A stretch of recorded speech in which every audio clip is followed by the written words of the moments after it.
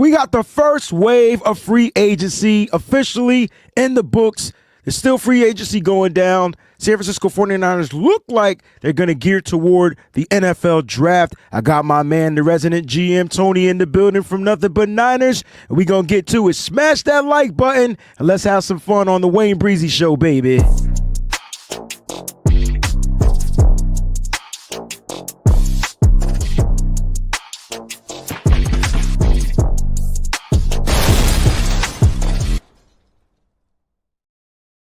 What's going on, 49er faithful? Welcome to the WayneBreezie Show. Listen, don't be confused. Happy St. Patrick's Day out there. I know people like, why are you wearing green and representing? First of all, I'm a Celtics fan, so y'all know that. But second, it is St. Patrick's Day. So happy St. Patrick's Day to everybody out there. And I thought I would represent with a little bit of luck, the lucky green, Tony, because the Niners need to get a little bit more lucky in this offseason. How you doing, Tony? It's good to see you. Good to hear from you, man. What's going on? Yes, most definitely. First of all, thank you for having me on today on your show. There's a ton to talk about, but yesterday's St. Patrick's Day, and I'm a little upset because today is the day, one time a year, it's corned beef and cabbage. That's it. I'm not a cabbage person. I just like corned beef. And just this one time, and I said, let me go try this place. It's new in town. Let me give it a shot. Go ahead. And I threw the damn sandwich out because that shit was chewy. Dang. I was like, I got to go somewhere else. But whatever. We're going to talk about some 49er stuff today. We'll get to that later. And you threw the whole sandwich out? I mean, did you get the Reuben? Like, was it a Reuben or? Yeah, like they made it like, what a patty melt is where they grill everything together. Yeah, it's a Reuben. Yeah, 100%. I was like, yo, this is gonna be good. It looks so good. I took it home. I took a bite. I'm like, nah. I haven't seen it. That is so funny, man. Yep, get your corned beef and cabbage out, man. That's a dish. I think I kind of went Irish all weekend, man. I had shepherd's pie one night, corned beef. I had the Reuben yesterday. Listen, man, I don't know. Today's actually St. Patrick's Day. I don't know what to eat tonight. I think I'm gonna go back to just healthy. I think that's where I have to. The salt content intake is got me going. Jax Knox in the building. Shout out to all the Breezie Bunch members out there. Jax says happy Wayne Day. Oh, because see, some people think that because my middle name is Patrick, that today is my day. And it's not. I'm not a saint. But I do appreciate the happy Wayne Day. Appreciate that, Jax. Thanks for being in here. Don't bother me with the breaking news, man. Smash. And before we get into anything, hit that like button. If you're new to the channel, subscribe. And shout out to Jax Knox with the gifts that she's giving right now for members to become members. So I just wanted to shout out Jax Knox. And I'm trying to see who became a member as I turn my face to the screen. While we do that, Tony, man, free agency has happened. And I need to get your initial surprise, any surprises, you know what I'm saying? If you had to pick one or two surprises for you, not the re-signings, but more of the let goes or anything like that. What were some surprises for my man Tony? The thing is, I'm not 100%, and I mean the 49er fan base shouldn't really be 100% surprised about the whole thing that was their whole plan in free agency and leading up to free agency, right? They talked about it with Debo. They talked about it with Travarius Ward with the whole situation that happened with the family. That's understandable. But my thing is this, right? There comes a point in time where you just have to make tough decisions. And that time came this offseason because they're going to have to pay Purdy, right? That's going to cost a lot of money. It seems like they identified their core of the franchise. They still have them under contract. They're still here as of now. And they eliminated people that they felt that was expendable that they can do without. Debo, I mean, I don't have the whole list in front of me, but we all know who they were, right? A smart move they made, and this is based off of today, what happened was how they decided to extend Demo Lenore last season, during the season, rather than wait until today, because if you saw the contract Stingley just got, holy Christ, he's got like $30 million. Baby. So that whole situation with Demo was that was a discount. That's great. They got it done. They were smart. They didn't wait, which is hopefully they start trending that way, but we'll see. But as far as like the moves that they made, like people that are bringing in, they seem like they really focused on one thing this offseason. They brought in a new special teams coach who's been around the league for a significant umpteen years, bro. Umpteen. And played the position, played on the special teams unit. It was a damn good special teams player himself. And talk about Brant Boyer, guys. Brant Boyer. Yep. So with that being said, that's something you want to see. They identified the weakness of this team. I think it was probably the most crucial part out of the 33% that this team is made up of was the special teams, because it was ranked 32nd. You can't get lower than 32nd. So they brought in a new coach with a new philosophy and a new style of coaching. And they immediately attacked free agency. Granted, it wasn't players and position groups that we were looking for, but they immediately went out and got guys that can contribute and improve this special teams. For example, let me get my little list up here. You know, I clicked the wrong button. You son of a gun. Nah, man. I can read to you some of you guys, and you can give me your takes on these guys that we brought in. If that's what you're heading. Yeah, can you do that? Because I just totally. All right, no problem. I got you, bro. We tag team, man. Tight end. Let's go. And I think I got them in order too. I try to do things chronologically in order by the way things happen. So let's go tight end. Luke Farrell. He got the 3-year, $22.25 million. They didn't even give him $22.5 million. It's a $22.25 million, $11 million guaranteed. It's a 3-year contract. Let's start with Luke Farrell, man. What are your thoughts on Luke? Yeah, that's the guy. If you want to say they splurged on him, right? Does he have a track record? Does he have a background coming off of his highly produced season of his career? I don't know, because I really didn't know much about the guy. But when you go back and you look and you see what he does, he is a blocker. They tried to do this last year with the kid Wright from Detroit, but Detroit matched the offer and totally screwed them off their plan. So what did they do? They immediately identified a blocker this year. They paid for it. And now they secured his services. Does he offer something on special teams? I'm sure he will.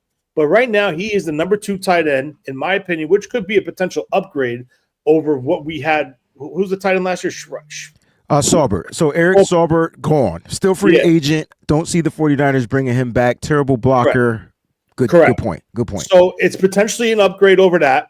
They paid a little bit of money for this guy, but it is what it is. They needed to secure this piece, and this is what they came away with, and I'm sure they're happy with it. Also will contribute as a special teamer. You hit me with a question. I knew I was going to. When you come on the show, questions happen. Do you think they overpaid because of what happened to them in free agency last year with Detroit being able to match? Or is just that, that was just a stipulation Detroit was able to match it because he was a restricted free agent? I'm not sure how that was, but he ended up staying in Detroit. We're talking about Brock Wright. So do you think the 49ers said, listen, we're going to overpay for a guy. We need this guy in here to help to be a part of our run game. That's mainly what you need him for, as well as pass blocking as well. He's a better pass blocking tight end than he is run blocking. I don't know how your take on that, but do you think that's why the Niners went that route in overpaying for a highly significant blocker? They wanted to secure his services because of his blocking ability. And most importantly, like right now, the offense is going to run through George Kittle as far as the passing game, downfield passing game. Now, by adding this piece, you're going to be able to send Kittle into more downfield routes and not keeping him in the block. So this is what he wanted to do, he meaning Kyle, to get Kittle more involved and to keep him involved instead of taking him out to have him to block and chip either McKivitz or Trent, whoever it is, depending on the play call and the alignment. So it's a smart move.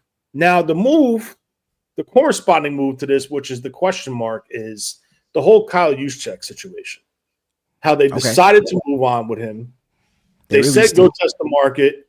Now the kicker is he comes back at $8 million for 2 years, but they're still paying him the dead money from cutting him. Interesting.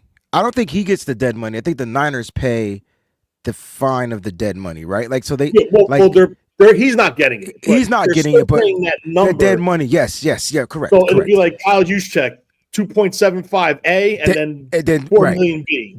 Right, you're right, 100%. So the Niners are still, which makes you scratch your head, like, why release him off because of the dead money when you knew you were going to bring him back? Apparently, the story was they had the deal to where they were going to bring him back if he decided not to go elsewhere. So this 2-year, whatever it is, $8 million deal, $7 million guaranteed, was already in place. And I think the $7 million guaranteed is what made him say, I think his wife was like, bruh, like, you know what I'm saying? Like, let's not uproot everything. Let's just stay here. And he's here. But you're right. It's costing the Niners or Jed York a little bit more money. Is that a bad deal or a bad move? Financially, even football-y. I think they called his bluff in a little bit of a way because he felt he was worth more. And the Niners said, all right, go find out. I like that take. You know what I'm saying? But I mean, it is what it is. He's back. But now it questions the tight end signing, right? Because by adding this kid and paying him what they paid, now what they show on paper and what the guarantees are two different things. The guarantees are probably like $6 million over 3 years, I think it is. Are you talking about Luke Farrell? Yeah, Farrell. It's $11 million guaranteed. It's 11 fully guaranteed? Fully guaranteed, yeah. All right, so it's $11 million fully guaranteed over 3 years, which comes out to what? Just divide that by three. 369. So you're at like $2.125 million a year. There you go. That's not a lot of money to say, oh my God, they spent all this money on him for $2.215 million guaranteed. No, it's nothing. But now here's the question. You're paying him that money. That told me that Kyle was going to go more of a 2 tight end set. Yeah, 12 personnel. That's the first thing that came to my mind. Where's Juszczyk coming now?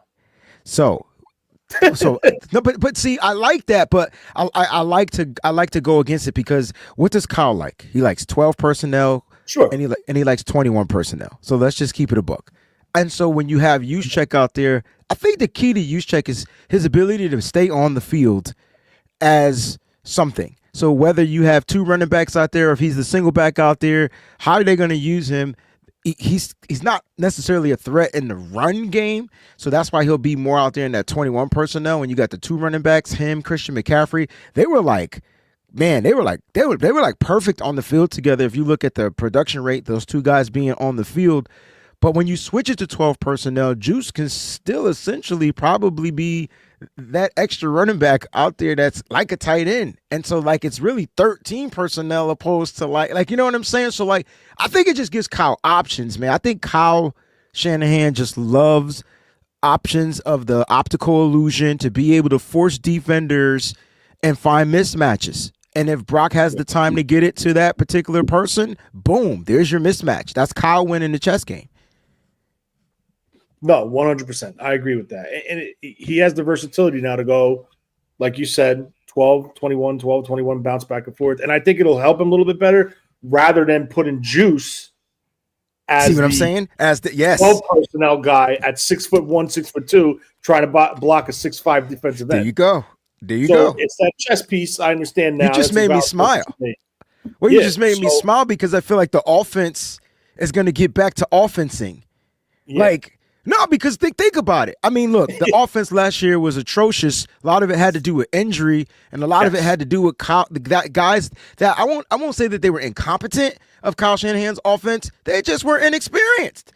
And so, like, now you're looking at what Kyle's going to be able to do with healthier guys, hopefully, quote unquote, and more experienced guys that can run specific assignments. When you get a guy like Luke Farrell, you know, can he catch a pass? Sure, he can catch a pass. Is that going to be his main thing?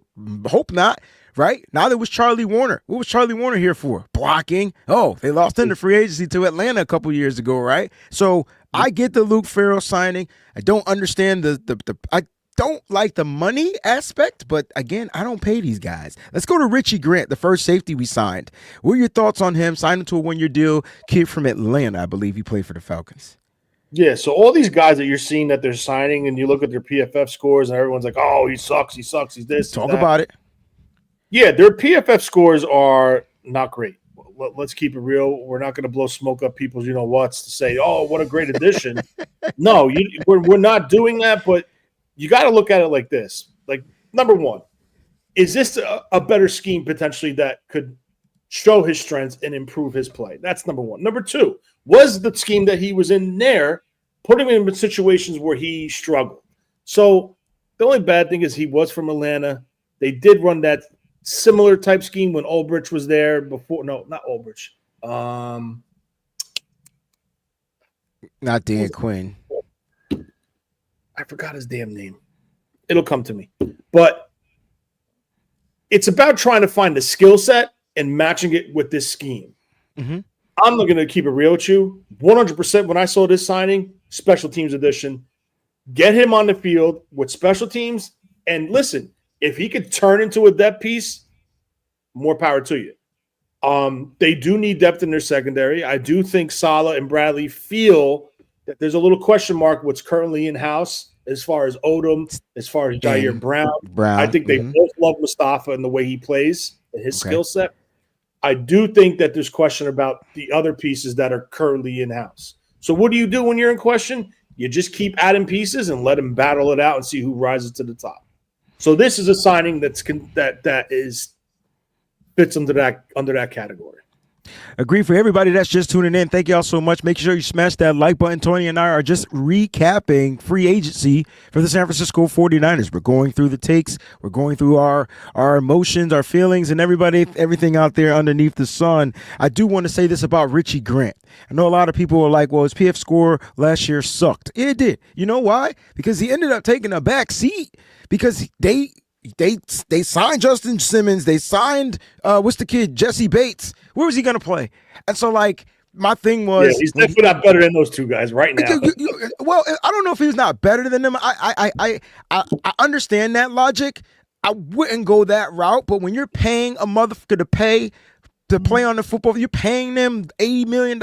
They better be out there playing. It's kind of like where the Niners were. They were paying these guys a lot of money. That's why you didn't see a lot of the rotation, because they needed to be on the football field, right? Because you're paying them, even if they weren't better, you're paying them premium dollar. They better be out there giving it their all, even though they suck, like Devondre Campbell. But anyway, my take is, I feel like Richie Grant can provide, in that room that's still relatively young, a spark.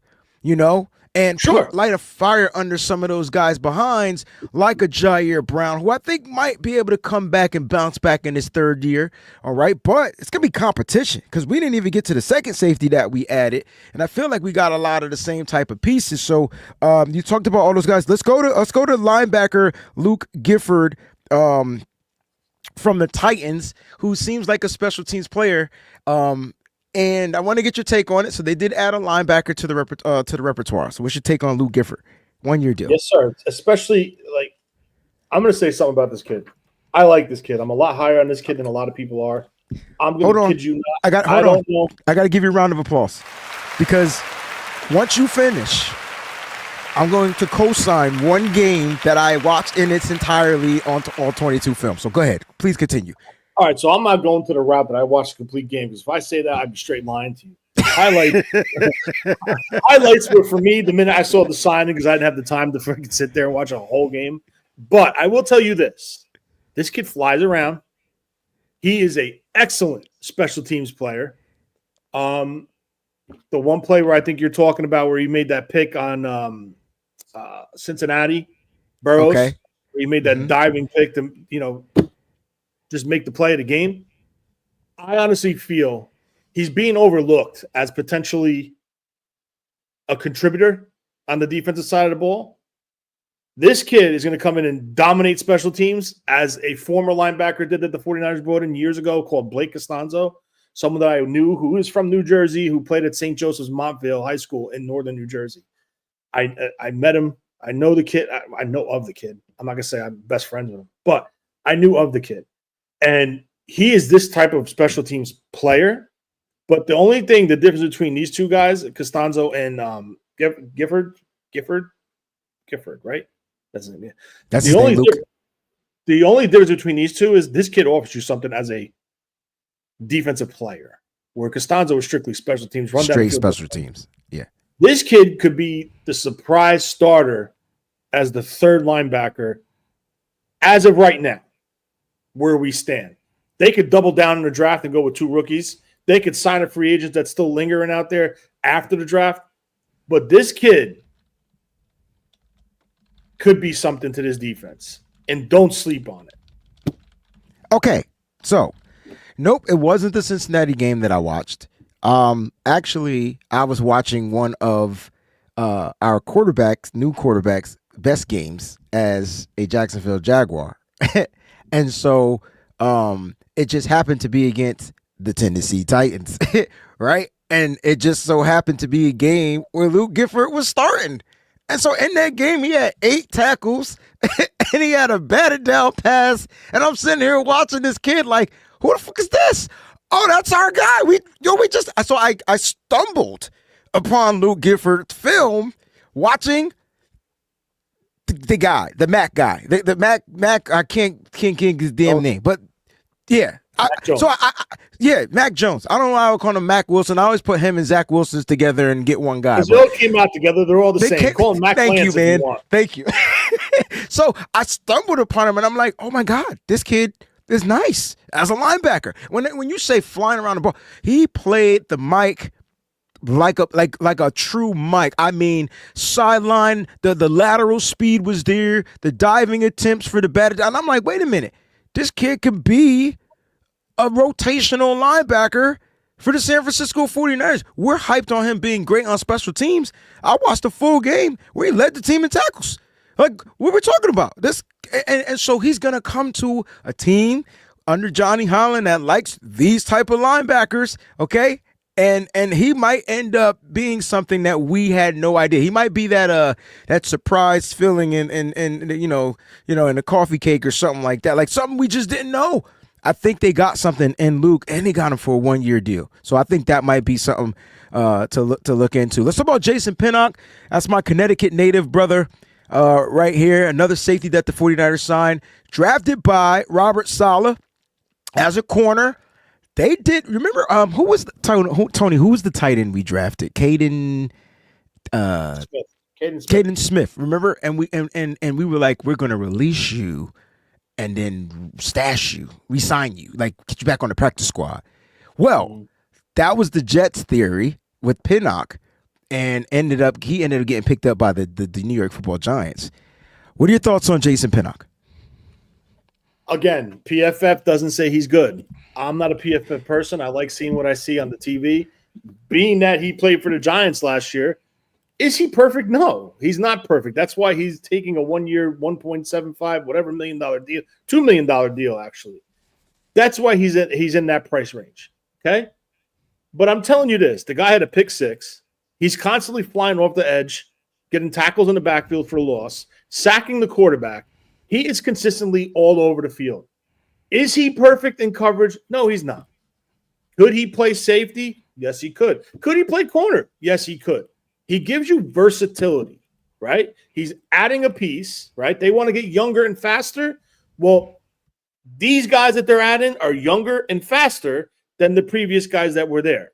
They're both younger and faster than who's the corner from UConn? Damn. Melifonwu? No. The corner. Rock Ya-Sin. Oh, I forgot he went to UConn. He was terrible. And the other corner, he kept getting penalties. Rock Ya-Sin was last year's version of that old guy that, remember, I kept hyping him up 3 years ago. Every time he dropped back, he got a penalty. Who was that guy?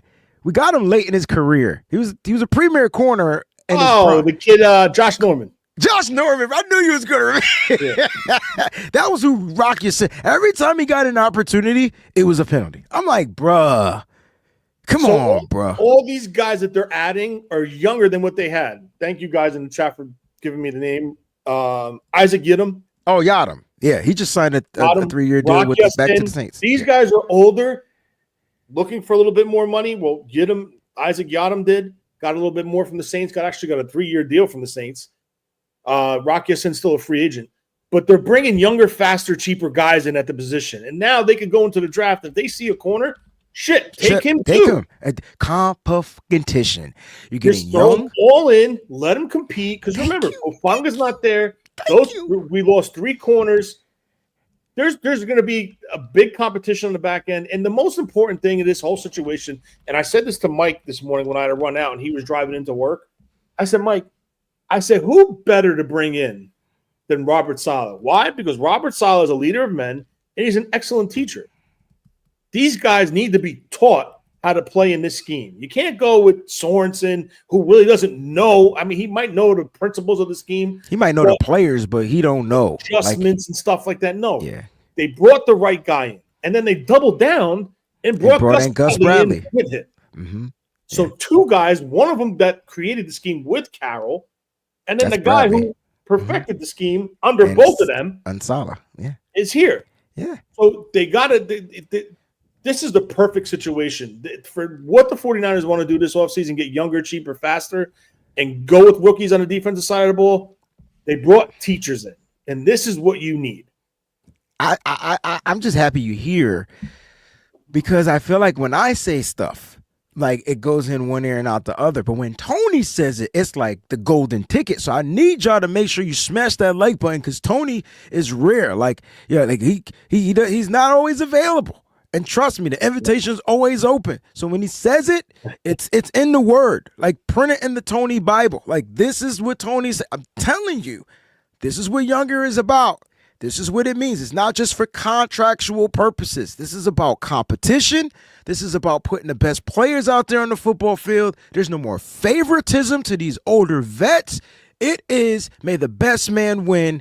And even at the safety position, as much as I like Malik, as much as violent as I think he is, if he doesn't get better in coverage, he's going to be competing for a spot. And if they draft a safety, if they go out and get a guy like Makuba, who I think is exactly who Malik Mustafa is, maybe a little bit better in coverage, if they go get a Nicky Manwiri, now you're talking about a guy that's just like them, plays downhill, might be a little bit better in coverage. Those are the type of safeties that they get. Man, it's going to be very interesting. And one position that they've loaded up this offseason and free agency, the safety position. They're loading up on these DBs something serious. Let's talk about the wide receiver and DeMarcus Robinson, and then I want to get your take on Mac Jones and John Weeks, and then we'll get into some draft talk. Who are we talking about? Robinson? DeMarcus Robinson. Yeah, this was one of the guys I wanted, okay? I understand he's got some type of pending DUI. I don't really care. I wanted him because he always whipped our ass. I'm just going to keep it a buck. Like, it was one guy that showed up to San Francisco 49ers who kept hope alive for Matthew Stafford. It was this guy. And when I saw that he was a free agent, I'm like, why don't we just go after him as the veteran wide receiver? Seems like Kyle Shanahan likes that one older guy in the building. What are your thoughts on him? Listen, when they signed Robinson, I was like, all right, let's go look. I know he's 30 years old, or he's just about to turn 30. He has experience. He played, I think, with Kansas City, then with the Rams. He knows the offense. He knows the route design, the concepts, the alignments, and all that stuff. So he's already ahead of the game. So with that being said, I watched the game that he had versus us, the early game, the first game of the year. Oh, my God. He's a good wide receiver. You got to get better with him. I mean, like, you know what I'm saying? But, I said, I knew it was coming. My man just played. Like, he high points the ball. He creates separation, something that we did not do. Don't think he had a better game against any other team. You put him against the Niners?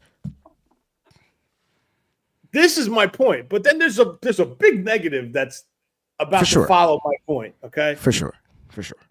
The facts that he's already ahead of the game and he knows everything that he needs to know to run in this offense, to be on the field and contribute right away, then sit like a rookie or an outsider would, that's a major positive. But now the negative is he was arrested for a DUI, and now he could be facing suspension.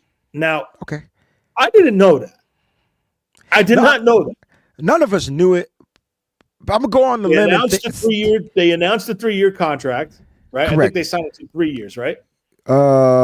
Yeah, 2 years, I think. Okay, 2-year deal.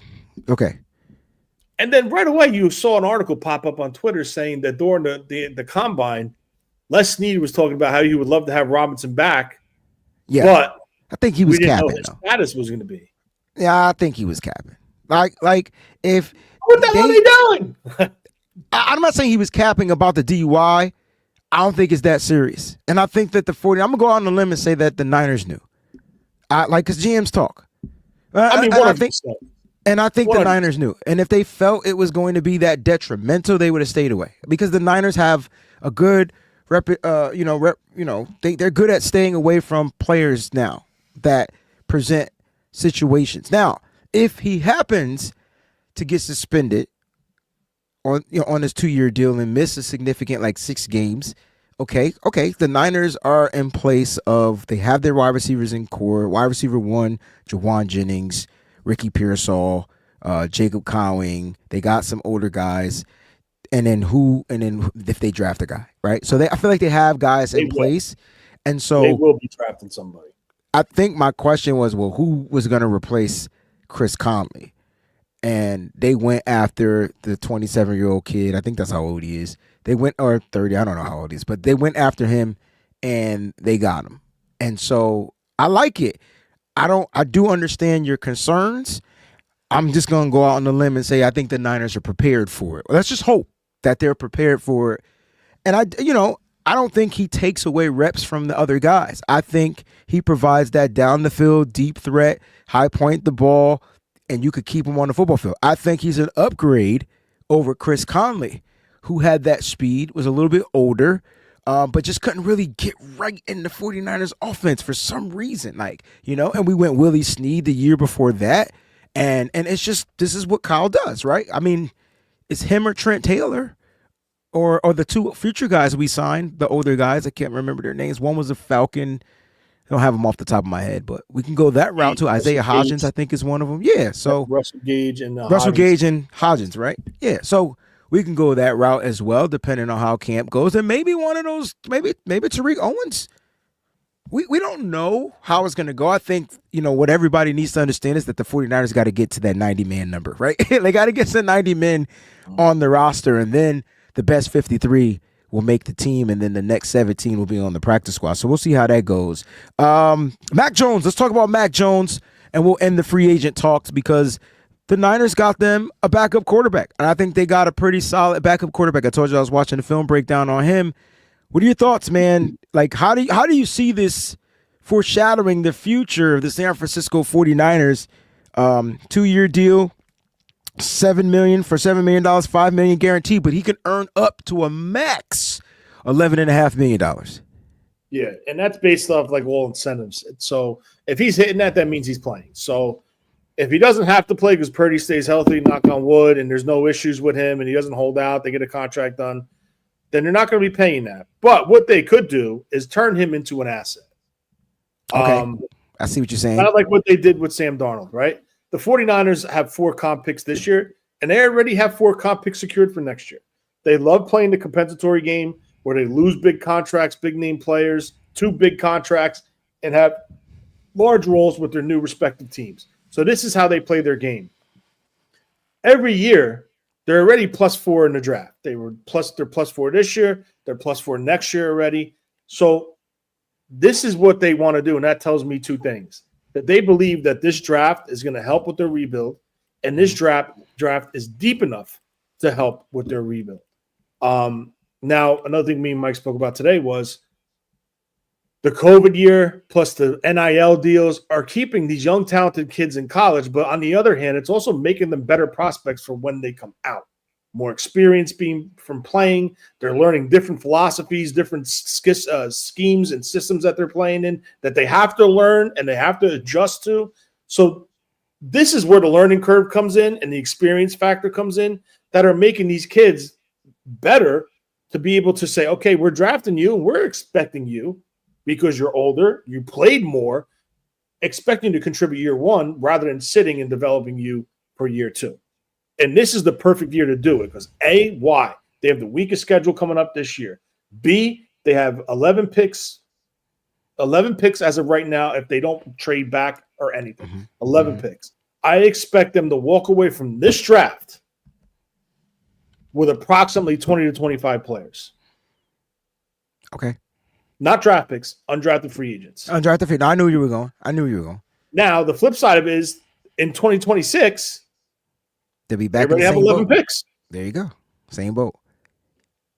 So it's a game. Like the Niners are playing the game, have the picks available. Doesn't mean they're going to necessarily use all 11 picks. They might trade up and get better players. But it's the whole point is to have those guys, to have the option. I think that's what the Niners are all about, making sure that they have the options to do certain scenarios, to be ready for every scenario possible facing going into the draft, And so, free agency has definitely shocked, I think, many. I feel like the Niners made it through the first wave. Second wave will come probably shortly after the draft, and they'll continue to search and sign key pieces. Specific pieces for roles if they see fit. But surprises, two surprises for me: the release of Leonard Floyd, and I don't know if I was highly surprised about the Jordan Mason trade. I felt like I think I said that was going to happen on one of my shows before the tender was signed, because of his value. What are your thoughts on the Leonard Floyd release and the Jordan Mason trade? I think the Leonard Floyd release was tied to the Joey Bosa acquisition, banking on the Joey Bosa acquisition. And the 49ers had a budget. I mean, it depends on where you're hearing it from, who's telling you the story. Some people will tell you that they weren't even in on him. Some people will. I think the 49ers had a number. They made that offer, and I think there was radio silence from the Bosas, and then the Bills just came out with that offer. Because there's no one going to sit here and tell me that Nick Bosa did not want to play with his brother and Joey did not want to play with Nick. There's no one that's going to tell me that. That's like a brotherhood thing that, let's be on the same team. Let's be on the same team. We'll dominate. Hopefully we can win a Super Bowl together, blah, blah, blah, blah, blah. That's a dream. But the finances weren't there to make this dream happen. Now, is there bad blood between the Bosas, Nick, and the family with the Niners? I don't think so, because they saw what the Niners were doing. They know the situation with Joey. The Bosas aren't going to leave a penny on the table. They're going to take whatever they can get. And this is the way they operate. And when we drafted Bosa, I remember saying to Mike, listen, this kid's going to be phenomenal, but good luck negotiating an extension with him, because this is just the way they are. And, that's their philosophy. They get paid. It works. So kudos to them. But good. No, even if you go back to the rookie year, 2019, it took him forever to sign a rookie contract. I don't know if people remember. That's a structured deal.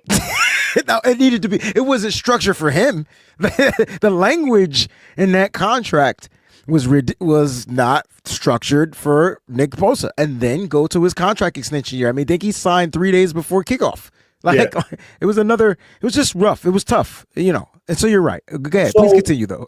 Without being said, he chose to sign with Buffalo. And I think the Niners said, all right, I think we're going to get him, but whatever. They moved on from Floyd, and now they left themselves empty-handed. Now, could they have moved on? Now, the part that bothers me with Floyd was that it came out that the 49ers were on the phone working trades for Floyd. So I'm saying, wait a second. Why didn't they just take the trade? They cut Floyd. Dead money. And then literally 20 minutes later, he signed with Atlanta. Why didn't they just trade him to Atlanta to try to send some of that money over, weaken that dead cap hit, yes, sir, and get a compensation pick in return? Yeah. Or and not just a compensation pick and a draft pick. Well, no. You don't get a compensation if you trade or you cut. What I'm saying is compensation in return for the trade. Oh, well, if they would have traded him for a draft pick, though, then they wouldn't have gotten a compensation pick. So they could have gotten a draft pick if they would have traded, right? Yeah, you would trade him for, let's say, a sixth-round pick. Right. Yeah. Now that they cut him, they don't get nothing in return because they cut him. Well, I thought they ran out of comp picks, right? Then they reach their max at the comp. Well, no matter, you get 4 comp picks a year. That's it. Right. That's it. So they knew they weren't going to be in the comp pick game because they already had their comp picks maxed out.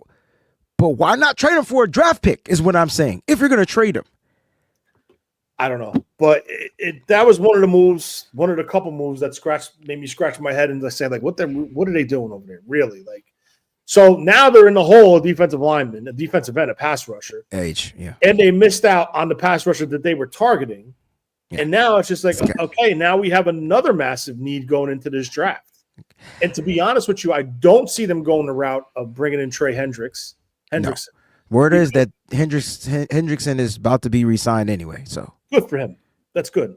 About time Cincinnati spends money. Yeah, good for them. Yeah, right. Keep that nucleus together. But my point being is, you just can't jump on something now just to say, okay, we addressed it. No, they got to identify someone, somehow, some way. Because I got news for you. They're really depleted at edge now because the reports coming out about Drake Jackson is that he's not responding. I'll wait for So him. where are we? No, I don't have no problem waiting, but production this year, No, you I can't know. bank on that. I know. It's Gross Matos. It's Gross Matos. Robert Bill Jr. Yeah, I mean, and then it's the draft. You know, I don't think they're done in free agency there. There is a report going on that Azeez Ojulari is pretty much a lock to the 49ers, but I'll believe that when I see it because that's going to cost the Niners some money. Yeah, that's going to cost the 49ers a little bit of coin. Like, you know what I mean? But yeah, we'll see what happens, man. Niner Faithful says, are there any current free agents available that you want the 49ers to consider? I just talked about Azeez Ojulari being my number one target. Do you have a number one target in free agency right now that you feel like you would want the 49ers to consider? I know we talked yesterday and me and you just were like, well, there goes the defensive tackles. I think that he was literally the last one in Derek Nandi.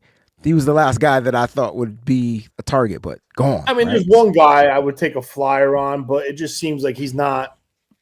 I don't know. He's still free for a reason. So who's that? The guy from the Colts, Tavon Bryan, that I told you about. Okay. I mean, he's known for his first step and get off at the snap, and I feel like you could just draft that though. Yeah. So I mean, that's why I'm kind of just like, well, they take a shot, they take a shot. There's nobody really left to slam your hand on the table and say, go get him. Oh, these are all value picks now. Yeah. So if they're still floating around, you give them a 1-year deal. Actually, there's two guys that they're sniffing around as we speak, I think. One of them was reported last week. They sniffed around Juan Thornhill. Yeah, he came to camp and left without a contract. Well, allegedly he's posting like the big eye emojis. Today, 30 minutes ago, it was on social media. I think he probably sniffed around and realized his value was what the 49ers valued him at. He'll be a Niner. Or he found someone to give him a little more. It could be that because they let him leave. They did let him leave. Usually when you let a guy leave, that's the Niners' MO, though, Tony. We're figuring it out. They let Juszczyk leave. He back. I'm just saying. It's a possibility. And that's a safety, too. That's another safety they're looking to add to the safety. They're sniffing around him. I think they're sniffing around the kid from Blackman. From the Colts that was with Gus Bradley last year, who we wanted last year, though. Like, we wanted him as a free agent. Yeah, and they let him walk because they couldn't come to terms. Yeah. Garrett Bradbury, people are talking about potentially as a center. Why are people saying that he's worse than Jake Brendel? He's a better run blocker than Brendel, but his pass protection is a little I think Brendel's injury, I think Brendel's decline is due to his knee injuries, his arthritis and tendonitis in his knees. He doesn't have the strength in that leg to fully anchor, and that's a major issue. If they want to try, he's another guy that they can move on and save like $3 million, Brendel. So if they want to try him, bring him in, see what he's about. You have guys that could play center on the roster because obviously the big guys are gone. Yeah. I think Matt Hennessy gets the job, actually. That is my main beef with this team is I just wish they dug deep and just went up to Drew Dolman's agent and say, listen, he's coming to San Francisco. I just feel like they weren't prioritizing the center position like we were prioritizing the center position. Like, you know what I mean? I don't understand that. It doesn't make sense. I'm not saying that makes sense. Past practice, this team has invested big money in the center position. I know, but for some reason, the Niners just maybe it could be that they believe that Hennessy, maybe Drake Nugent, the undersized guy, they believe that somebody here is going to be able to. Yo, that was a slick ass signing too, by the way. Right.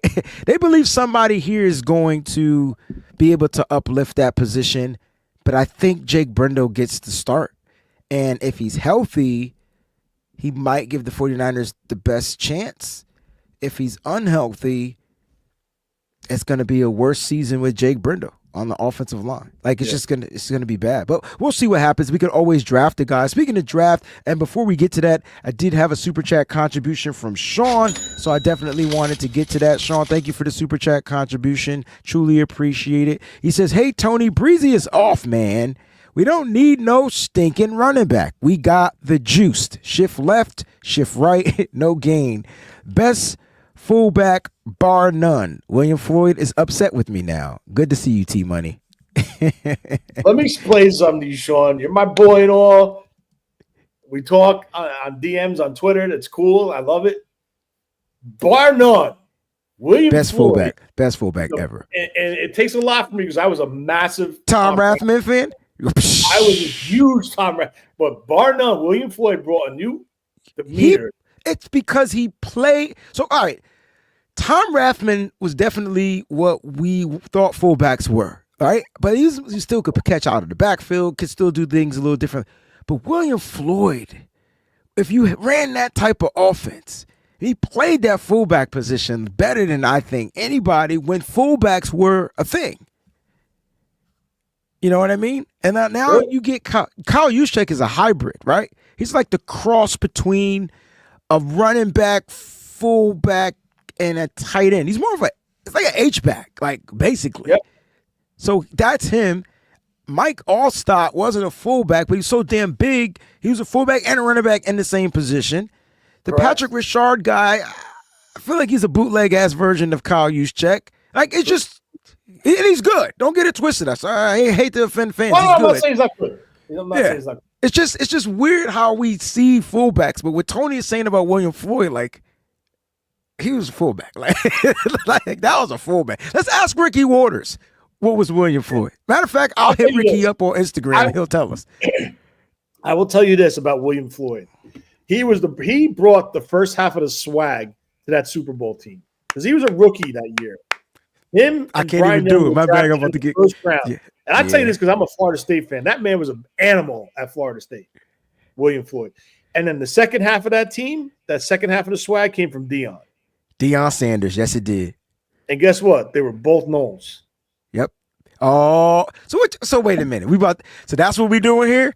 Okay. I'm gonna ask you about the Knowles. You know what? Swagalicious. I got you. I feel you.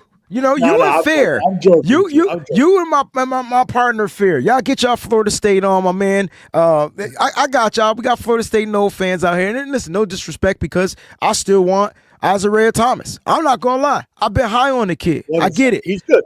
He's big ass press man corner. Not sure if that's what the Niners are looking for. Niners like to run a lot of quarters defense where they give these guys like a piece of the field to kind of like cover in these zones that they play. So I see why they go after certain positions, like certain players for certain positions. I see why they don't go after the bigger corners now.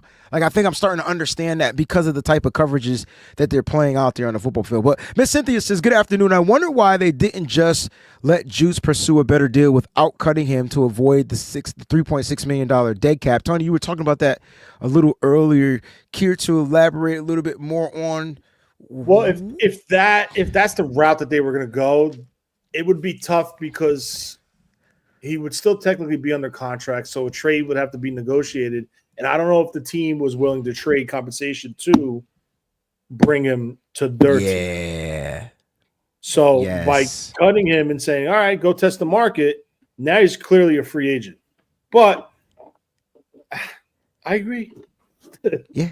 Listen. Not going to argue with that one. Not at all. Not at all. All right, Tony, before we get into this draft day talk, I got a question for you. What's the deal? All right. Fred Warner restructure and George Kittle's extension. So I feel like both of them are going to happen. The question is, which one do you think is going to happen first? Because both of them will help save the Niners money right now, even though they're underneath the cap, I believe. I don't think we're not over the cap. So that will help us save us some money on this year's salary cap. I got to, before I answer this question, can I ask you a question? Of course. That's how we work. Why does Adam Schefter keep saying time in and time out on multiple shows, multiple podcasts, that the 49ers need to become cap compliant? They're $40 million under. I don't think he understands what that means. He just needs to stick to whatever they tell him to tweet. That ain't it. Like that's not it. To be a football insider and not understand. Listen, I would consider myself a football insider, but you're not going to hear me mention anything about the salary cap because that ain't my forte. Like, you know what I'm saying? So I'm going to get a forte on the show to talk about the salary cap. Like, it's just what I'm going to do. I know what the numbers mean, but I'm not going to break down the structures and no. And I do know that we're not over the cap. How about that? We're very cap compliant. So I do know that. Now, dead cap, we're spending a lot of money. Yeah, but there's no restriction for But there's dead no cap. You can go as high as you want. There you It's just go. you got to be under the cap. But back to your question. What was your question again? I totally fucking forgot. What's the deal? Fred Warner's restructure? Yes. And George Kittle's extension. Like, what do you feel like is going to happen first? George Kittle's on the last year of his deal, man. That's even if they plan on being together. Right? That's if they plan on keeping these guys, which I think they will. Whoa. You can't put that out there. That can't be a possibility, right? Listen to me. Hell no! There's something going on. I'm not listening. No. I'm not listening to that. You can't take – these are pillars. No, you're not telling me. I love Kittle. Kittle's my dude. But I'm just going to tell you right now, there's something with that green cash. Talk about St. Patrick's Day. There's something going on with that green cash. And I don't know what it is.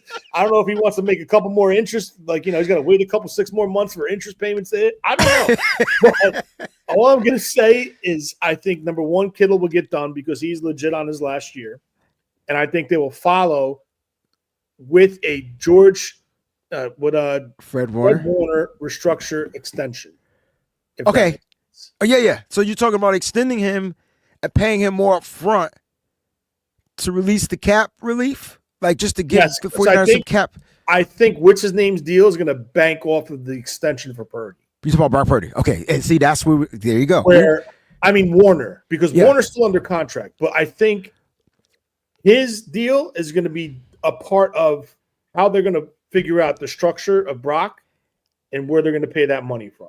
And how they're going to, what that first number is going to be. Then they'll go off of that, and then they'll do Fred's.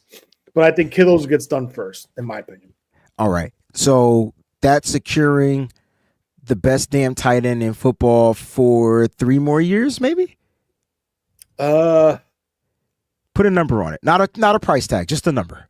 I would say it's a 2 option.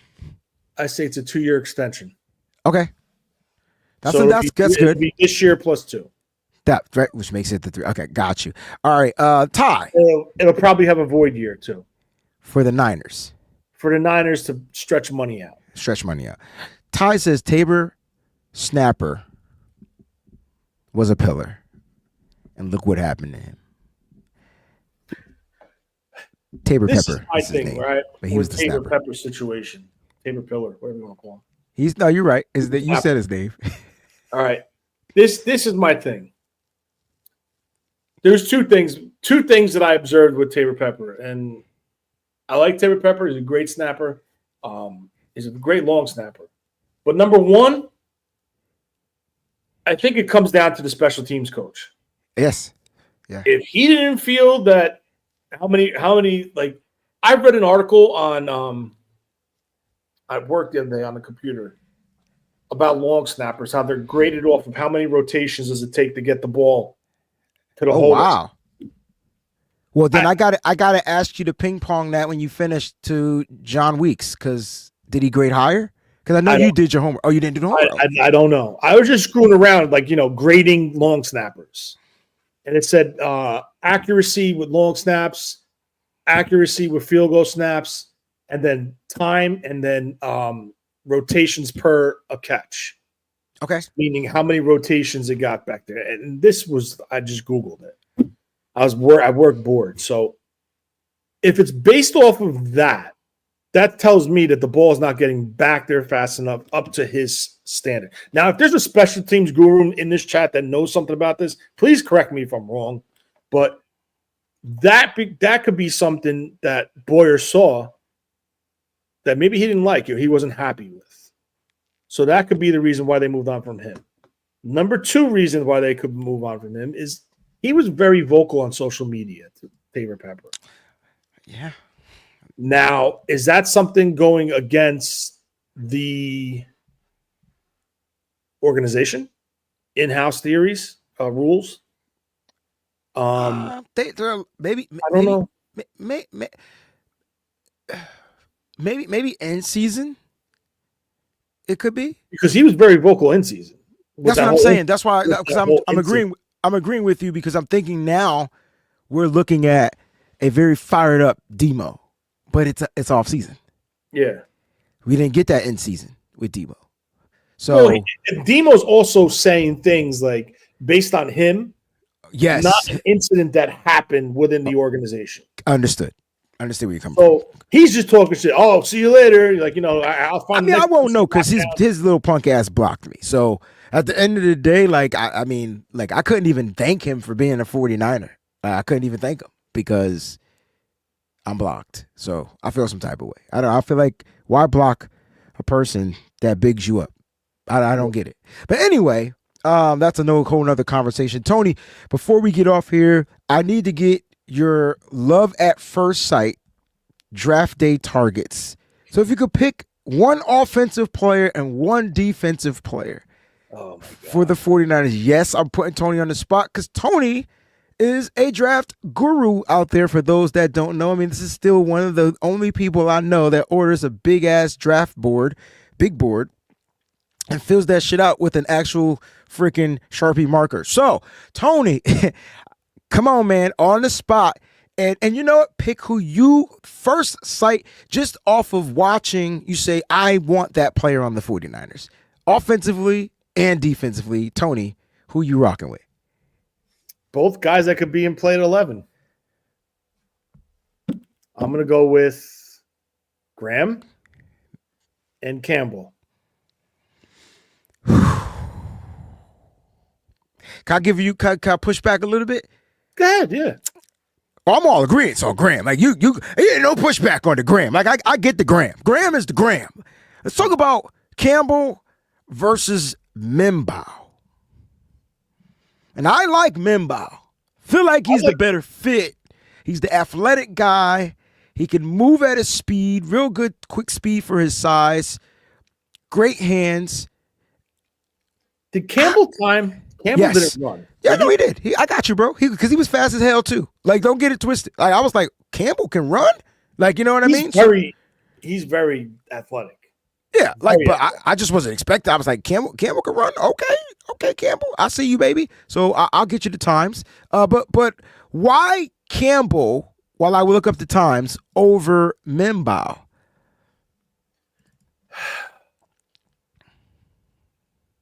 The God's honest truth. Yes. 4-year starter at LSU. That's all I needed. That's experience, And motherfucker. That's all you did. And he wears the number 7 patch on his jersey. And that people might not understand is a tradition for the best player in LSU to wear that number. You have to really be like that guy. You know what I'm saying? And usually, past practice, it goes to receivers. That's why I said linebackers. Come on, Tony. Defensive ends. This is a left tackle. Listen, we're talking about a 6'6", 319 pounds, shy under 33-inch arms, which I'm going to question your ass about. You better give me 5 more minutes. You're going to give me 5 more minutes. I know. I got you. Okay, because you. We can go 15 minutes. Okay, you gonna give me some time. Okay, I don't care about the hand size. His RAS score is through the roof. 986, 498, 176, 10-yard split, 32-inch vert, 9'5" broad jump. Tony, you told me. I said, Tony, why do I not draft linemen that have less than 33-inch arms? You said. 100%. And I got it because I wrote it down in my notes. Arm extension, being able to keep these defenders off of them by extent. I said, okay, I understand now.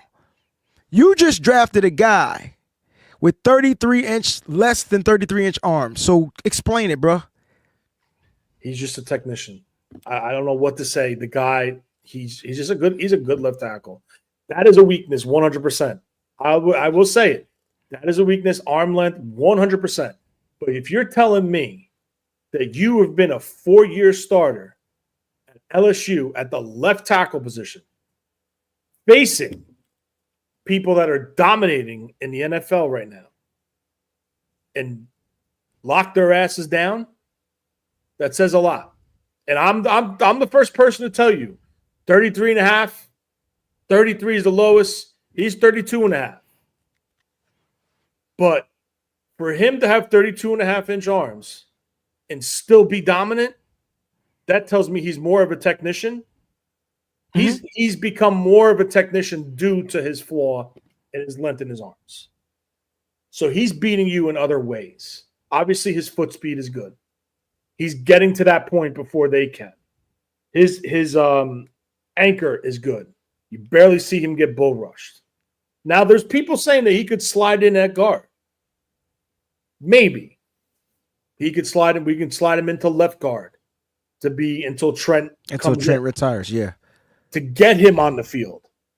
But I just feel his demeanor, the way he plays, 4-year starter at the SEC, voted to wear that number 7 patch as an offensive tackle. That tells me that this kid is somebody that people are overlooking because of his arm length. Okay. Now, can it become a flaw in the NFL? Maybe. Sure. Possibly. But this kid versus Georgia. Now, Georgia's saying that this kid, Mikael Williams, is supposed to be top 15 pick.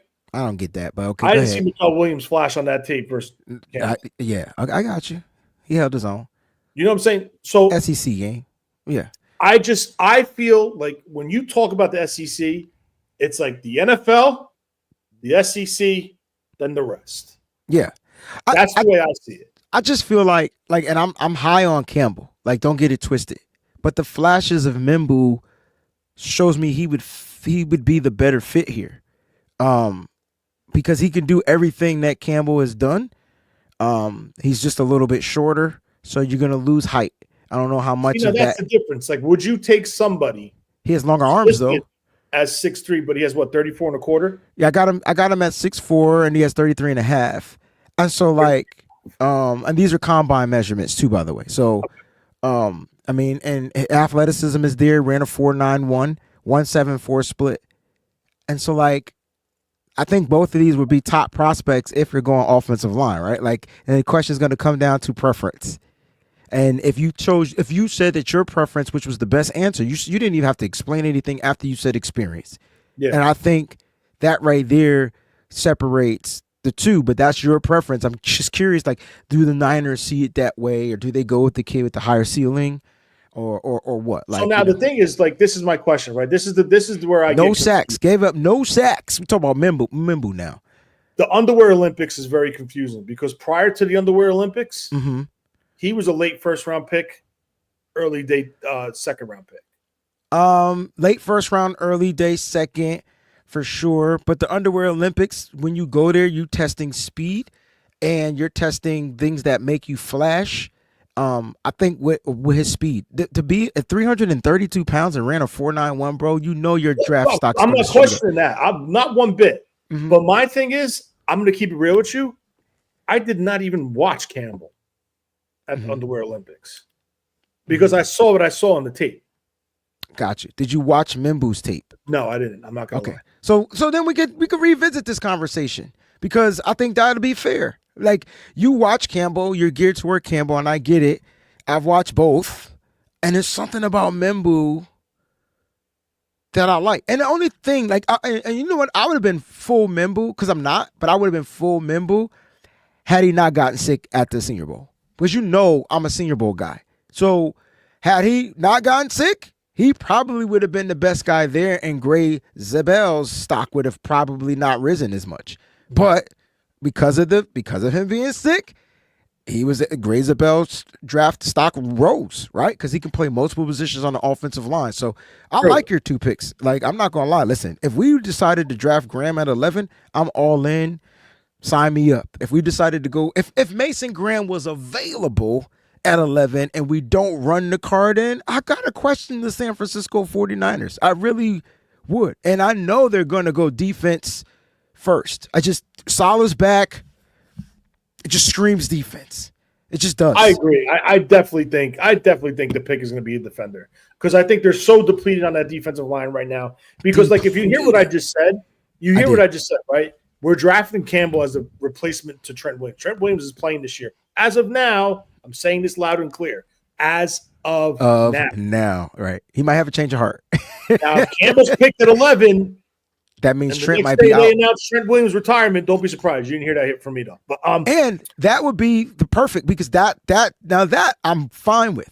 If they decide to go tackle because they got the inside that Trent's ready to hang up the cleats, sign me up. Sign me up. Because if I'm drafting at 11, I'm sorry, Tony. I need a day one impact player. Now, unless you're telling me Campbell's going to play guard. No. That's why defensive line, I think, supersedes. Correct. The need. Unless Campbell's going to play guard, because you don't have a left guard. I still wouldn't even do that. Because you got to look at it like this, right? Now, what happens if you kick him inside and he struggles because he's 6'6"? I know, I got you, bro. Listen, I'm with you. This is where they're trying to put him at, the inside. If Trent Williams returns and they stay status quo, defensive line is the number one issue. It's number one issue. If this season started tomorrow, it's Nick Bosa. We'll lose every game. It's not going to be because of the offense, because this defensive line would not be able to stop anybody. They will double team and run Bosa into the ground, and they'll be done. And they're already doing that. And so, like, the question is, like, how do you comp that? Like, there's nobody. I mean, it's Jordan Elliott, Nick Bosa, Kalia Davis. Do I need to go on? I mean, it's just Nick Bosa. That's it. So you're 100% correct. I think they go tackle. I think they double down at tackle. Double down at tackle in the draft. And I think they go early and late. Defensive tackles after the draft. I like that. After the draft. My man, this draft class is going to be freaking running back, tackle, tight end, deepest positions. Oscar says, I don't take tackle at 11. I'd rather trade back or draft an edge / linebacker like Jahad Campbell. I think that's what he's talking about. What are your thoughts on that? So I'm high on Jahad. You got to realize something. What transpired with the 49ers when they transitioned from Staley to Trent Williams? John Lynch at the podium, at the combine, said the same exact thing, I think, off the top of my head, then that he said about Trent Williams this year. He's motivated. He's coming back. He's getting healthy. He's doing what he needs to do to get ready. Blah, blah, blah, blah, blah, blah, blah. Bang. Day 2, the 49ers trade for Trent Williams. Bang. Joe Staley retires. They're not going to announce it until they solidify their replacement. So if they go left tackle at 11, just be cautious that Trent could be hanging it up. Just from recent experiences, that's perfectly fair, right? Just from what we've experienced from Joe Staley. And he just got to a point where he was ready to hang it up. And I think that they were able to trade for Trent. Is there anybody you think that the Niners may want to trade for? No. That they can give up a third round pick? Available. That was we didn't think Trent Williams was available. That was a very rare situation. It was rare, but I'm just saying it can happen. Just like you told me he could retire at the last second. Like all these scenarios can happen. It was rare, though. Definitely rare. That the commanders or the generals at the time, wherever the damn name was, generals, they weren't ready. They were ready to move on from Trent, and Trent wasn't going to play there, period. They had beef. So I get it. It was super rare. Super rare. I got some super chat contributions I definitely got to get to, but I'm going to start something new on my Monday shows because I want to show my Instagram family a little bit of love. And so I asked them if they had any questions for me, and I'm going to call this segment the Insta Bag. And so I got some questions from Instagram. If you're not following me on Instagram, make sure you do so. And I'm going to read you, dang nabbit, I'm going to read you some of the questions. So go to Instagram, sign up, become a member, sign up in the group, you know, the channel, the network thing or whatever. So I got to find it. So give me a second because it was here prior show. And we're going to ask myself, Tony and I will rotate on some of these questions. I got about 5 questions I want to get to. We'll get to the super chats and then Tony can give his farewells. All right. Question number 1. I feel like, Tony, you answered this. This is from Diamond. It's from Jack. So Jack is in here. She says, I would like for you to address which position should we address at pick 11. And so, are you sure you're at the defensive tackle position, or is it edge, or is it like what position do you feel like the Niners must address at 11? 100% it's best player available, right? Okay, so 100%. explain that. There you go. But best player available at this point, due to the need, is going to revert to or favor to the defensive line. Okay. So when you say defensive line, though, you mean edge rushers too, right? It could be edge. I don't see an edge guy worth. So if let me ask you this: if Mike Green didn't have the pending stuff just hanging around that cloud of the stuff, would he be a top edge rusher for you? He would be up there. But my thing with Mike Green is I see him struggle in setting the edge. I see him as a pass rusher, and I see him go against bigger offensive linemen, offensive tackles. Mm-hmm. And, he could use his hands. He knows how to swipe. He knows how to get disengaged from an offensive tackle. And his closing speed is great. But he's got to show that he's got to be solid versus setting the edge. Because if you can't show that, what are you going to do as an opposing offensive coordinator? I'm going to run at that guy all damn day until he stops it. I hear you, bro. And it's not a knock against him. But he was good. He was good against the run, though. So I don't know why you feel like he's going to struggle against the edge at this level. He played a Marshall. That's fair. There's a step up in competition, and I'm not knocking the guy, but he don't present that he's going. He seems too. What's the word? Like you were at the Senior Bowl, brother, right? Listen, man. In the one-on-ones, he dominated, but then there were times where he just got pushed out of the play, right? Not necessarily. No, he was dominant. Period. Like he was the most dominant guy as far as edge rushers out there. He didn't finish the week because he was that dominant. Neither did your boy from Texas A&M. Like I felt like he got the Shamar Stewart got the biggest hit, and then that was it. He's like, I'm done. Like he literally laid somebody out, and it's like I'm done, right? And so like I don't think he didn't play in the game to really where you could see him struggle, and then in the practices I didn't see him really struggle against rushing out there on the edge. If there's film out there that shows that, that's fine, but I didn't see that. I was more focusing on him being able to get to the goddamn quarterback. Like, you know what I'm saying? Because I feel like the Niners, they need the edge rushers to set the edge too, but they also got to get home, man. A lot of their problems happens when they just can't get home on these passing downs. Now on the rundowns, even Nick Bosa's got to be better as an edge rusher. But we got a guy like Nick Bosa, and we're not really complaining about what he do in setting the edge. So I get it though, Tony. I do. I think your number one need, and we saw it last year, right? It's defensive tackle. Continuous complaining about Bosa not getting home, the ends not getting home. Because when you have no pressure up the middle, the quarterback, all he does is have to step up in the pocket. That's it. And those edges are right behind him. Yeah, defensive tackle. Yeah. So if Mason Graham is there, and you feel, not you obviously, but I'm just saying. No, I know. I'm included in you, brother. Mason Graham is that difference maker. I got you. Mason Graham should be picked before the logo goes on the clock. He's the only one. He's the only defensive tackle I'll draft at 11. Facts. Well, I'm with you 100% there. I am now, at the if point he's right gone, now, and it's very early.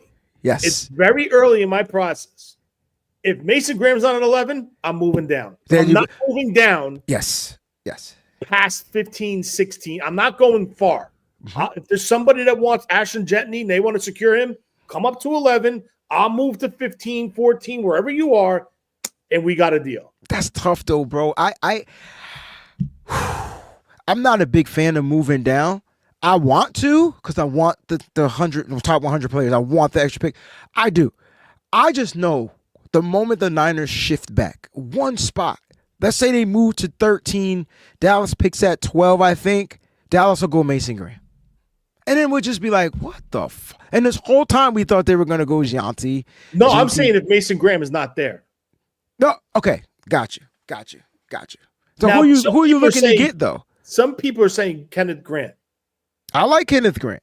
I like him too, but he's not that. He's not that He's not the force.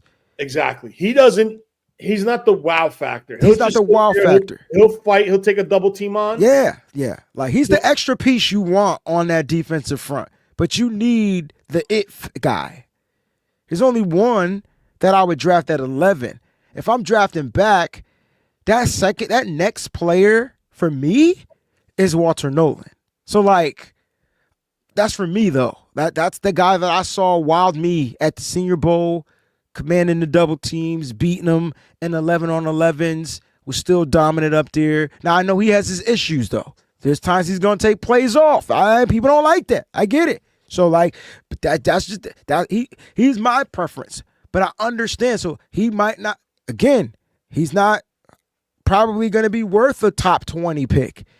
Maybe 22, 23, 24, 25. So, like, I'm okay if we move back if we're going to secure that guy. Like, you know what I mean? Like, but I just don't know. I don't know. I don't know how it's going to pan out. There's a lot of talk of that. Yeah. There's a lot of talk of that. Yeah. I just don't know how. But to trade back, you need the team to trade up. And so who's trade up worthy? So, like, here would be the perfect scenario. If the Titans screw up, or let's just say the Giants move up to number 1 and they draft Cam Newton with the Titans. So the Titans now at 3. Giants are at 1, right? And the Cleveland Browns don't go quarterback. Is there another team that wants Shedeur Sanders? Like, a lot of teams filled that quarterback position. So, like, I feel like trading up is a little bit harder than, trading back, is a little bit harder than what we think, because we need that team that's going to want to trade up for that guy. And I feel like there's only maybe 5 top guys in this draft, like 5 tier 1 guys, and they're going early. It's going to be Abdul Carter, Travis Hunter. I think Mason Graham is one of those guys, and Gene T. Like, I think those are the guys you could kind of like build your team off of, and then maybe you could throw Cam Ward in there as the top quarterback. But other than that, I don't think the needle moves like that, bro. I hope it does. I do. I hope it does. All right, another question. This is a good one. This is from Germs Black 300_. What is the next step you believe Kyle Shanahan is going to take leading towards the draft, and what is Christian McCaffrey's fate? So, what do you think the next step for Kyle Shanahan is toward the draft, and what do you think Christian McCaffrey's fate is? Christian McCaffrey. I'm gonna do the Christian McCaffrey question first. I was gonna say start. I was gonna say start there. That's easier. I'm praying. Come on, let it out. I'm praying that those Achilles are good. I know it's tough, right? I'm praying. It's tough. It's because tough. If they are, I think he'll have a productive season. But I just think Kyle needs to pull off him a little bit. What if the injuries weren't as severe as we thought? What if this was all by design, Tony? I'm a big conspiracy guy. Like, what if this was all by design? I'm going to get Jordan Mason his reps. We're going to move him and get something for him when we got him for nothing. And what if this is all by design? And Christian McCaffrey is going to come back and maybe win comeback player of the year. Like, after seeing what say. What if Christian McCaffrey said, you know what, Barkley, usually I don't do this, but I'm going to let you eat. And then I'm going to chill this year, and then I'm going to come back and remind you who I am. Like, I'm just that type of guy. Like, what if? It could be. It could. I love conspiracy theories. That's right up my alley. But I just feel that if he could come back, I think this offense is not going to be the issue of this team. Yeah. So I'm excited to see an offense where it's not force-fed through a player, meaning Debo. Yeah. I want to see more traditional routes. I want to see people running downfield. Your check down guy would be CMC out of the backfield. I just want to see a more traditional offensive attack rather than the tunnel screens, the bubble screens, the jet sweep. I don't have a problem with the jet sweeps. I don't because you can do a lot. You can accomplish a lot off the jet sweeps. You can run a jet sweep with a throwback. You can run a jet sweep with a pass down the field. There's so many different things that you could do with that to keep an defense off balance. But when you see Debo in the backfield, you tell me where the ball's going. I know. We Debo in the all suit, you tell all me where the ball's going. Like it was all predictable it for sure. became to the point where it was very predictable, and that was the issue. So Debo's no longer here. Yep. It is what it is. We're moving on. I hope Yep. he has a very successful career with Washington. Yep. Thank you for everything he's done here. Yep. But now I want to see the offense evolve. Like, all right, let's take off now. You have Jennings, you have Pearsall, who finished very strong. Kittle's coming back healthy. You're going to add another piece. You got the receiver from Arizona who we drafted last year. What's his name? 19? Cowing. Sorry. Cowing. He has a year under his belt. Mm-hmm. Let's see this offense take that next step. We added another wide receiver in Robinson in free agency. So let's evolve. Christian McCaffrey coming back. I still think they're going to add some pieces to this offense. Kind of dope.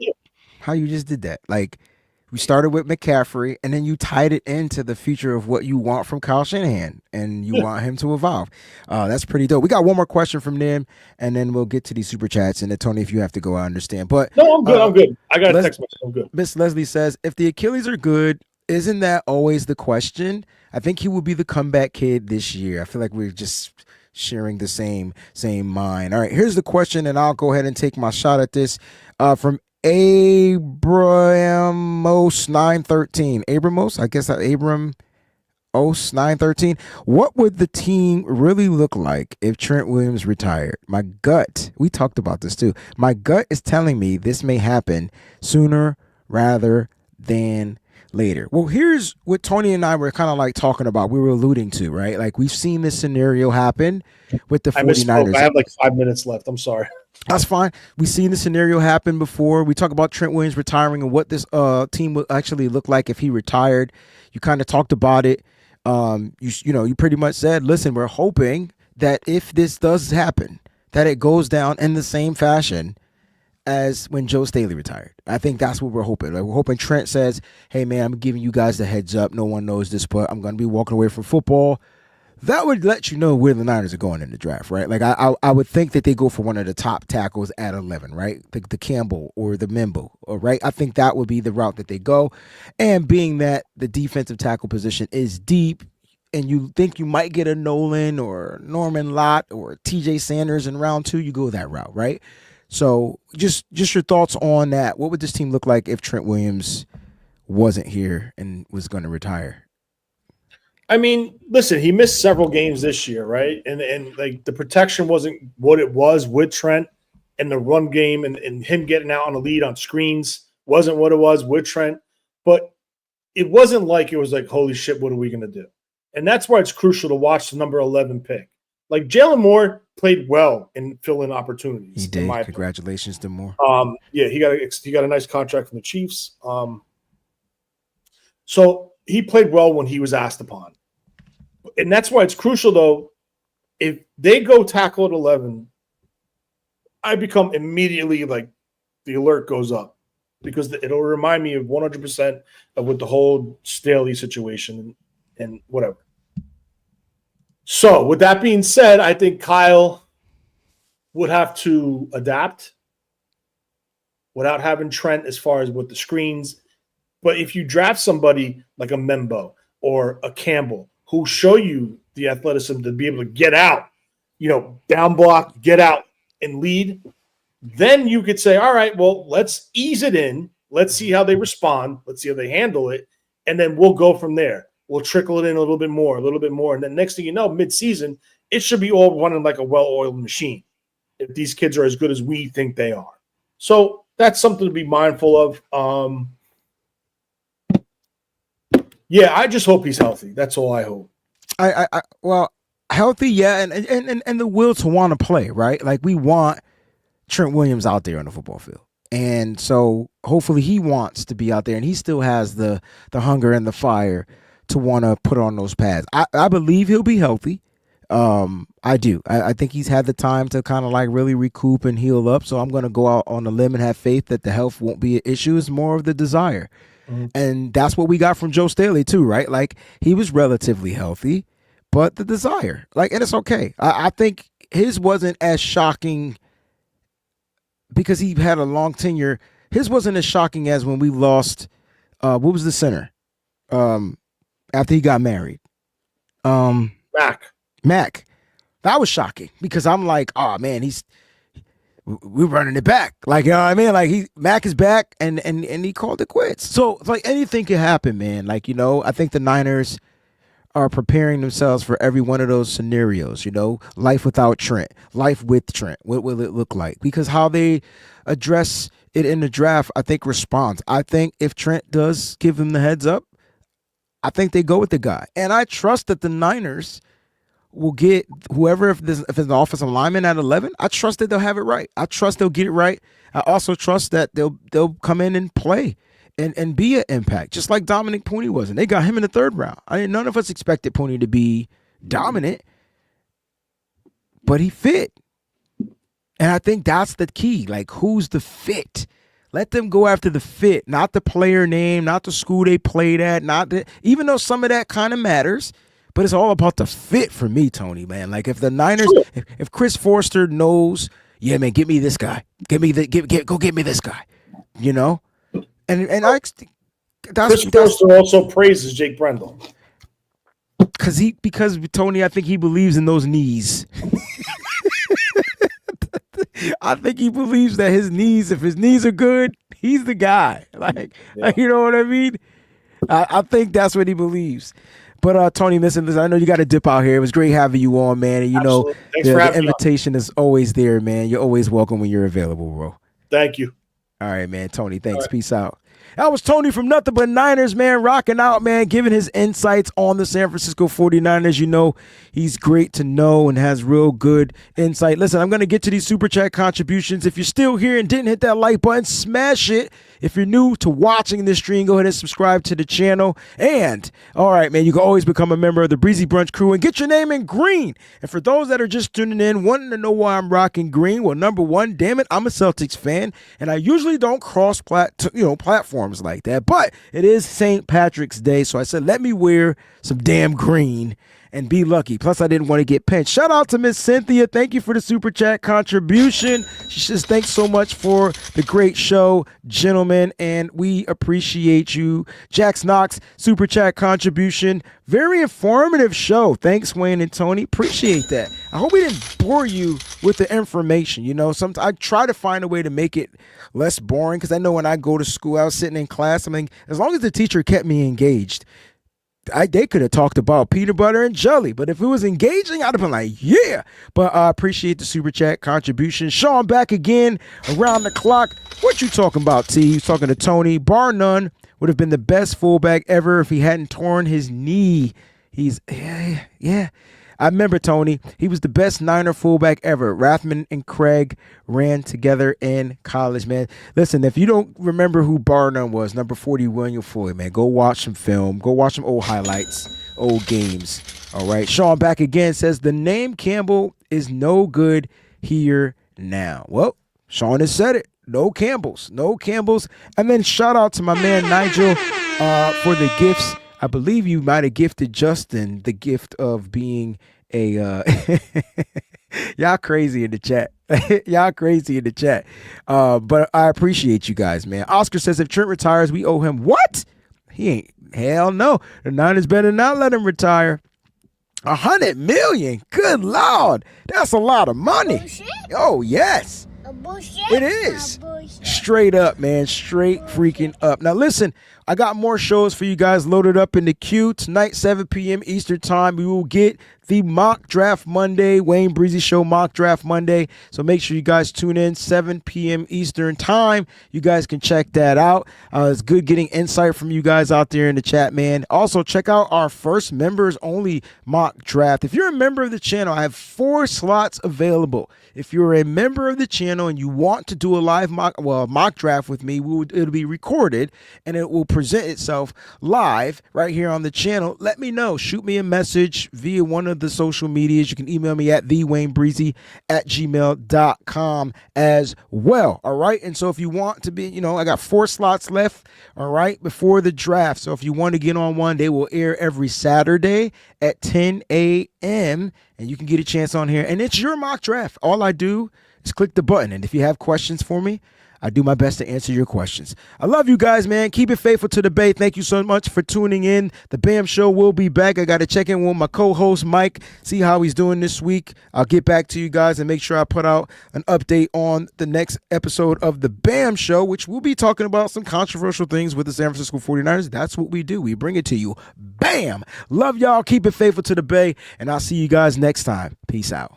What's up, faithful? Thanks for watching. Hit that like button. Don't forget to subscribe, and make sure you check out some of the other cool videos.